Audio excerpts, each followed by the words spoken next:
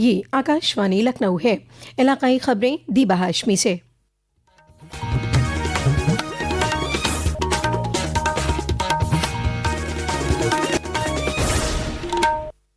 वज़ीर आज़म नरेंद्र मोदी ने कहा है कि डिजिटल इंडिया स्टार्टअप और नौजवानों की शिराकतदारी मुल्क के मुस्तकबिल को नई शक्ल दे रही है।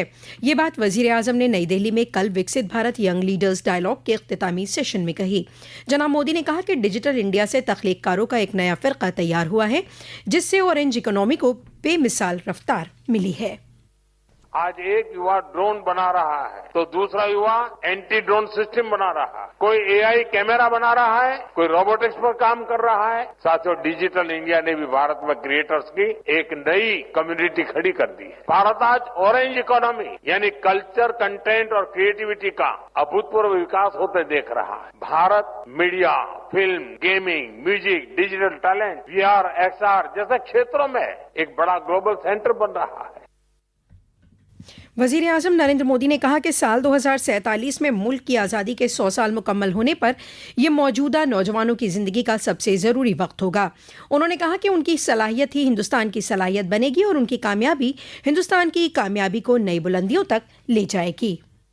आपका सामर्थ्य भारत का सामर्थ्य बनेगा। आपकी सफलता भारत की सफलता को नई ऊंचाइयां जरूर देगी। मैं आप सभी को विकसित भारत यंग लीडर्स डायलॉग में सहभागिता के लिए बहुत बहुत बधाई देता हूं। वज़ीर आज़म ने कहा कि यंग लीडर्स डायलॉग एक तारीखी और अनोखी पहल है जो कम वक्त में ही खुसूसी प्लेटफॉर्म के तौर पर कायम हो गई है। उत्तर प्रदेश के वज़ीर आला योगी आदित्यनाथ ने कल हिंदुस्तानी कौमी शाहराह अथॉरिटी NHAI के जरिए चलाई जा रही और मुजव्वज़ा मुख्तलिफ सड़क प्रोजेक्टों की पेशरफत का वीडियो कॉन्फ्रेंसिंग के जरिए जायजा लिया और कई ज़रूरी अहकाम दिए। एक रिपोर्ट। समीक्षा बैठक में मुख्यमंत्री योगी आदित्यनाथ ने स्पष्ट किया कि इंफ्रास्ट्रक्चर विकास प्रदेश की आवश्यकता है, लेकिन यह पर्यावरण की कीमत पर नहीं होना चाहिए। उन्होंने कहा कि विकास और पर्यावरण का संतुलन सरकार की सर्वोच्च प्राथमिकता है। उन्होंने स्पष्ट किया कि इस वर्ष प्रदेश में 35 करोड़ पौधरोपण का लक्ष्य तय किया गया है। परियोजनाओं के समयबद्ध निस्तारण के लिए मुख्यमंत्री ने उत्तरदायित्व निर्धारित करते हुए निर्देशित किया कि जिलाधिकारी साप्ताहिक एवं मुख्य सचिव पाक्षिक स्तर पर कार्यों की गहन समीक्षा करें। मुख्यमंत्री ने कहा कि जनहित की इन परियोजनाओं में भूमि अधिग्रहण के लिए किसानों से सीधा संवाद किया जाए। पार्लिमानी अमूर और अक़लियती मामलों के वज़ीर किरेन रिजिजू आज रियासत के दौरे पर हैं। जनाब रिजिजू भारतीय जनता पार्टी की अक़लियती मोर्चे के जरिए मुनक़िद प्रोग्राम अल्पसंख्यक स्नेह संवाद में बतौर मेहमान ख़ुसूसी शिरकत करेंगे। प्रोग्राम का मकसद अक़लियती कम्यूनिटी के साथ बराह रास्त मज़ाकिरात कायम करना और हुकूमत की अवामी बहबूदी पॉलिसियों पर गौर व ख़ौस करना है। लखनऊ हवाई अड्डे पर पहुंचे जनाब रिजिजू ने बताया कि वो आज लखनऊ में मुख्तलिफ प्रोग्रामों में शिरकत करेंगे। उन्होंने कहा कि हिंदुस्तान के देही हलकों को तरक्की याफ्ता बनाने के लिए वज़ीर आज़म नरेंद्र मोदी ने अज़्म किया है। उसी सिलसिले में यहाँ प्रोग्राम है।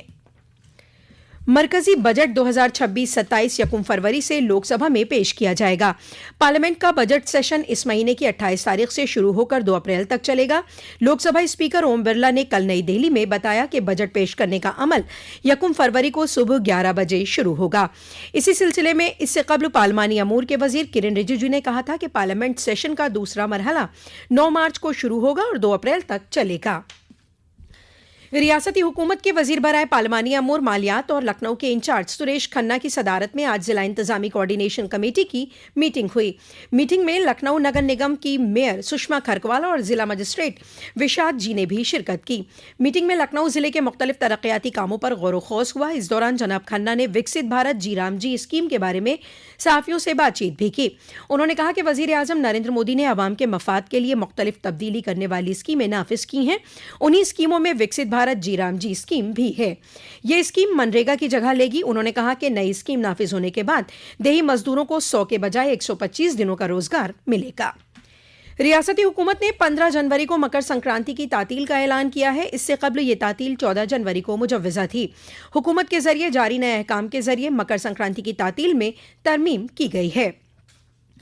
रियासत में कड़ाके की ठंड और कोहरे का असर बना हुआ है। आज सुबह शामली, मुजफ्फरनगर और अमरोहा में सुबह घना कोहरा छाया रहा, जिससे आमद और रफ्त में दिक्कत का सामना करना पड़ा। दरियास्तां दारुल हुकूमत लखनऊ में धूप खिली है।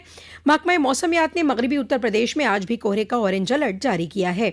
महकमे के मुताबिक आइंदा 2 दिनों तक रियासत में कहीं कहीं घने कोहरे का असर बना रहेगा। इसी के साथ आकाशवाणी लखनऊ से इलाकाई खबरों का यह बुलेटिन खत्म हुआ।